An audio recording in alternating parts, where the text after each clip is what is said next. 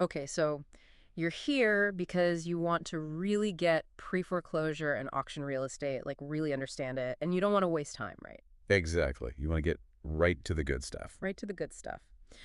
Well, this is kind of our shortcut for you. We're diving deep with Anil Agrawal. He's a realtor and broker manager in New Jersey. Yeah, really knows his stuff. Yeah, he's been doing this for a while. Actually got his start with a flip, made a good profit. Oh, really? Yeah, and that got him into these distressed properties, specifically auction properties and pre-foreclosures. Okay, so that's kind of our mission here today. Yeah, like how do you actually get these properties? What are the strategies? We're going to get into all that, drawing from Anil's experience so you walk away with like real actionable stuff. Perfect. So, first things first, let's just level set. Pre-foreclosure, what is it? What are we talking about here, timeline-wise? Okay, so pre-foreclosure is that period after someone starts missing mortgage payments, but before it goes to public auction. Like a sheriff's sale. Exactly. And what Anil points out is that in Jersey, this period can be a while, Like, how long are we talking? 9 to 15 months sometimes. Oh, wow. So there's a window there. Yeah, that's a pretty big window. And it sounds like Anil's story, his entry into real estate, kind of ties into this whole distressed property world. Absolutely. Like I said, he had that early flip, used $100,000 from his 401k to buy a place at a sheriff's auction, fixed it up quick, and boom, How much did he make on that, do you know? $36,000 profit. Nice. So that experience kind of got him hooked. And he started looking at all these different opportunities like pre-foreclosures. Okay, so I think a lot of people think bank-owned foreclosure auctions, those are the main plays. But Anil's saying focus on pre-foreclosure. Why?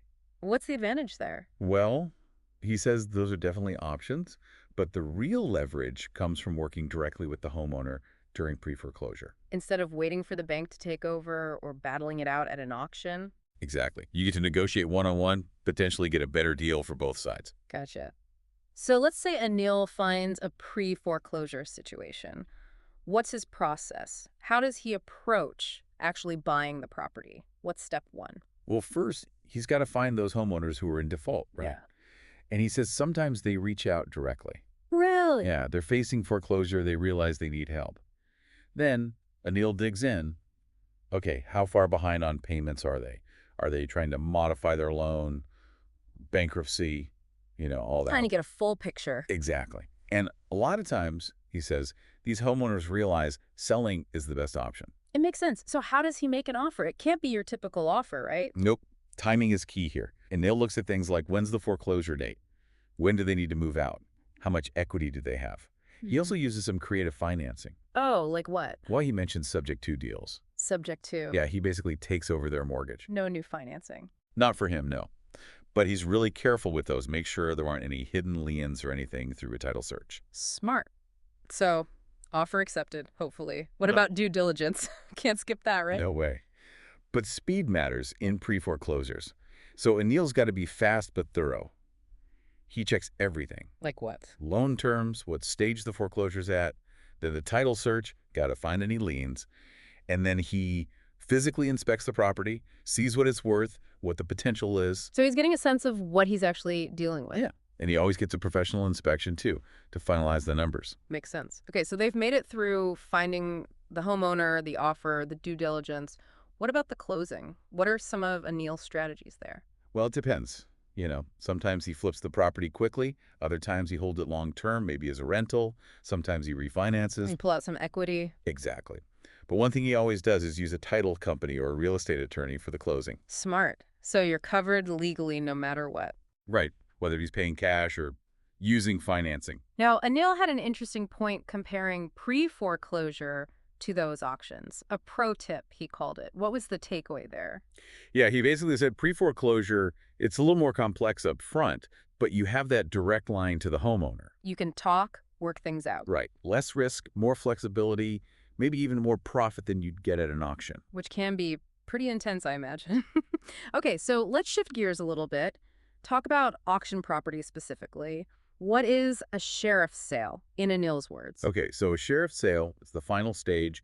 It's where the county sheriff auctions off properties that have gone through the whole foreclosure thing. The lender went to court won their case. Exactly. Now they're trying to recoup their money. And these usually happen at the county courthouse. Okay, so if Fine. I'm interested in bidding, where do I even find these listings? Well, Anil says check the county sheriff's website. They usually post the auction schedule there. Basic property info. Right. You can also look in legal newspapers. And Anil actually keeps a list of bank auction sites on his own website. Oh, cool. Yeah, it's anilsellsnj.com. He gives free access, too. Just got to ask him for the password. Okay, I found a property. Sounds interesting. I'm thinking about bidding. But I can't even go inside at an auction. So what kind of due diligence does Anil recommend? What are the must-dos? Okay, so because you're buying as is, Mm-hmm. and you can't see the inside, due diligence is super important. No surprises. Right. So first, check the title. Make sure there aren't any liens or judgments, unpaid taxes. Anything that could become your problem. Yeah, and you need to understand how those liens are prioritized, too. Okay, what else? Look into the neighborhood, recent sales, get a feel for the market value. So you don't overbid. Right. Also, check public records, tax records, utility liens, code violations, anything you can find. Leave no stone unturned. Exactly.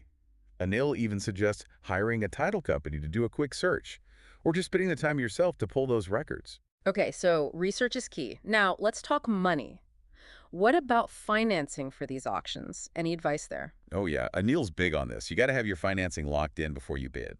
No question. Don't go in unprepared. In Jersey, you usually need a 20% deposit the day of the auction, and it's got to be a cashier's check or certified funds. No personal checks. No.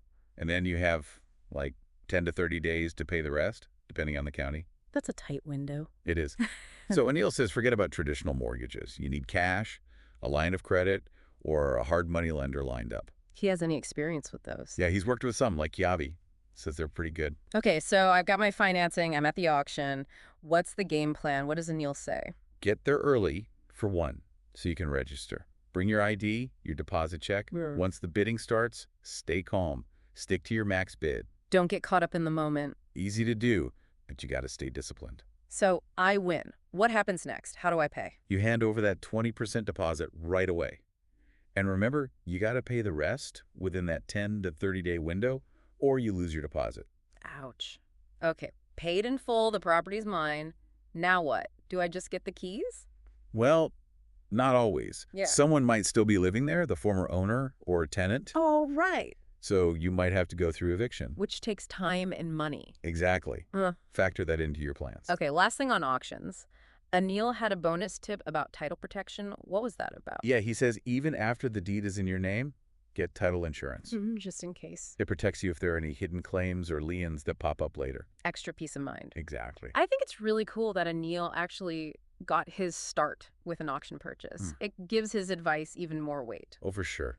He talks about that first flip all the time. $100,000 from his 401k turned it into a $36,000 profit in 2 months. Life-changing deal. Yeah, it really shows what's possible. So for our listeners who are like fired up now, want to learn more from Anil directly, what can they do? He wants people to check out his website, anilsellsnj.com. He's got free resources there, a whole list of bank auction sites. And you said there's a password. Yeah, just ask him for it.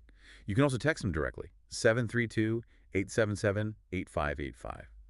And if you want more personalized help, there's a link, bit.ly.com/retire for free. Okay, cool. And he briefly mentioned something about 401ks and these IULs. Yeah, Indexed Universal Life products. His bonus tip, he basically thinks you should only contribute to your 401k up to the employer match and then put the rest in IULs. For tax-free growth, protection from market drops, all that. Yeah, he's going to talk about that more in a future episode, but that was the gist. All right, well, this was a super helpful deep dive into pre-foreclosure and auction properties. Really appreciate Anil's expertise and guidance. Absolutely. Really practical stuff. He's a great example of how to find opportunities in these sometimes overlooked parts of the market. So for everyone listening, thinking about Anil's story, his advice, that big risk he took that paid off, what calculated risks are you considering to reach your goals? What more research do you need to do to feel confident about those opportunities? Whether it's real estate or something else entirely, it's worth thinking about. Until next time. See you then.